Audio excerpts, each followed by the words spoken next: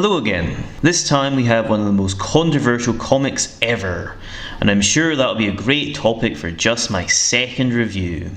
On a technical level, I'll definitely say that Tintin the Congo is superior to Land of the Soviets, but moralistically it is a bajillion times worse, and even with the improvements it's still not particularly good. Hergé still wasn't completely in charge of the series at this point, and while he wanted to do an American focus book, Wallace told him to do a book focusing on what is now the Democratic Republic of Congo, but was then known as Belgian Congo, to promote colonialism and send a message about Africa's need for European dominance. Throughout the book, Tintin very much represents Europe, giving Africa a little helping hand, and in return they all worship him. It's worth noting when this book came out, but it doesn't make any of this any more comfortable to read through, frankly. I'll try and cover this one as sensitively as I possibly can, but be warned, there's no salvaging this. The plot is a little more elaborate this time. Some gangsters working for Al Capone, Al Capone, more on that next time, want Tintin dead because they fear he'll sabotage their diamond production scheme. One of them follows him around the Congo for a bit, coming up with various crazy schemes to try and kill him. Other than that though, this is very much the same as last time. Tintin wanders around the location of the piece, getting in some wacky hijinks here and there. The stuff with the gangsters might not seem like much, but it was the start of Hergé getting a little more of a narrative into his books, instead of just propaganda. There's still plenty of propaganda though, so don't worry. One thing I didn't cover last time is just how odd it is to see Tintin actually be a reporter in these earlier books. His job would become more and more relevant as time went on, but early on it was used as a justification for Tintin to go on all these wacky adventures. He still does stuff way beyond his bounds as a reporter, and we rarely really see him actually write anything, but it's something to note. In addition to being bland in this one, Tintin is a complete and utter tool by today's standards. He displays frequent patronising racism towards the African people, acting in an incredibly colonialist manner, as he orders them about and refers to Belgium as their country. At one point, he causes a train to crash and then shames the black people riding it into fixing his mistake as he stands around and does nothing. In general, the black characters in the book treat him as basically a messiah, which has horrific implications, all things considered. That they refer to him frequently as master really does not help there.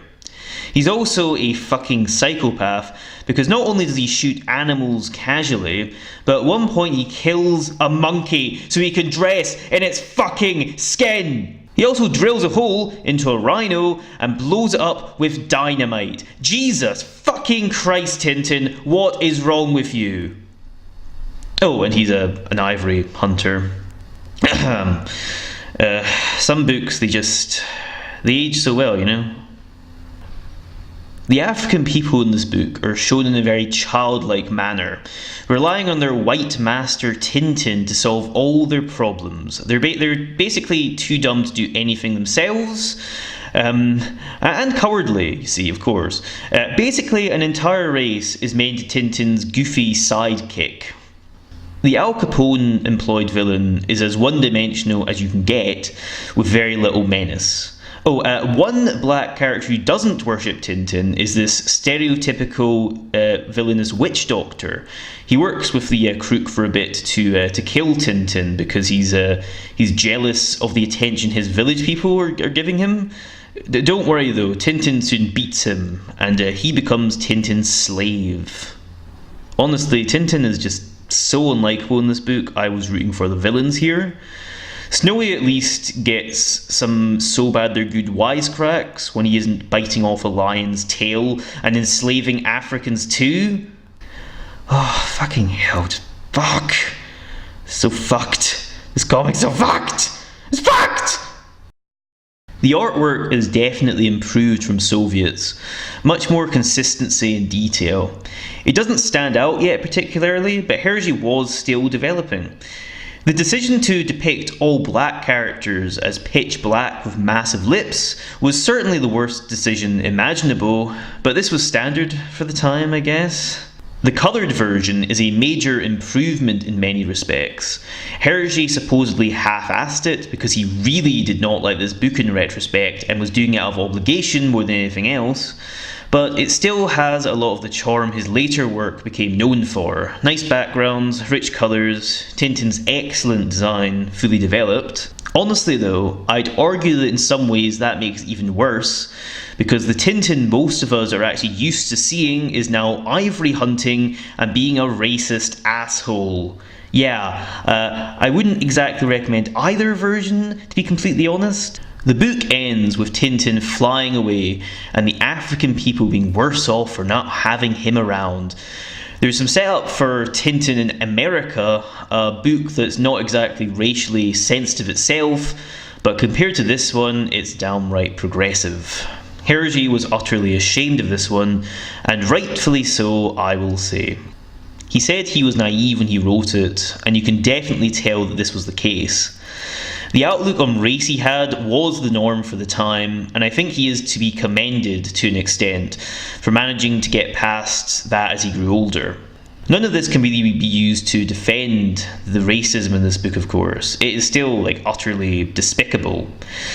A lot of people say it shouldn't even be sold in this day and age to avoid corrupting the minds of our children, and while I can see where they're coming from, I can't really agree. I read this book when I was around 8 and was reading as many Tintin books as possible.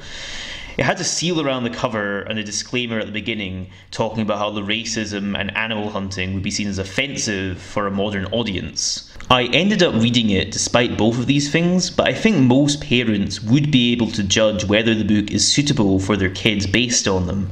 For me personally, the book helped me to contextualise just how stupid and pointless racism ultimately is, because it depicted it in such a crass, horrific manner, and the fact that this was considered acceptable at the time really made me appreciate the steps we've taken as a society, and why we should never let ourselves lapse back into the way things were.